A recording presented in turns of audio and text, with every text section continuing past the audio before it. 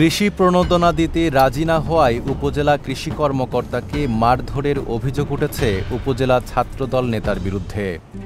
RICL TMX, যুগের পর যুগ স্থাপনা থাকে মজবুত। শেরপুরের নকলা উপজেলা কৃষি কর্মকর্তা শাহরিয়ার মুরসালিনকে মারধর করেছেন উপজেলা ছাত্রদলের সদস্য সচিব রাহাত হাসান কাইয়ুম ও তার সহযোগীরা।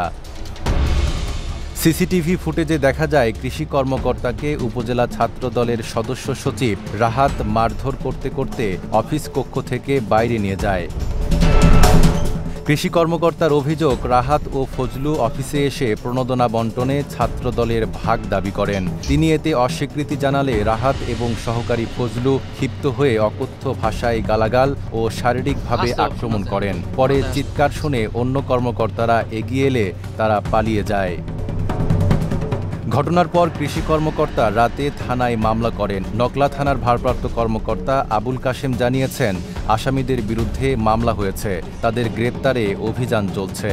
অভিযুক্ত রাহাত হাসান কাইয়ুম নকলা পৌরসভার ধুকুরিয়া গ্রামের সুরুজ মওলার ছেলে এবং ফজলু একই গ্রামের সিরাজুল হকের ছেলে। এদিকে শেরপুর জেলা ছাত্রদলের সাধারণ সম্পাদক নাঈম হাসান উজ্জ্বল ঘটনাটিকে অগ্রহণযোগ্য উল্লেখ করে বলেছেন, একজন কর্মরত সরকারি কর্মকর্তার উপর হামলা দলের শৃঙ্খলা ভঙ্গের শামিল। দলীয়ভাবেও অভিযুক্তদের বিরুদ্ধে ব্যবস্থা নেওয়ার কথা জানান তিনি। নাঈম আরাবী, ঢাকা পোস্ট।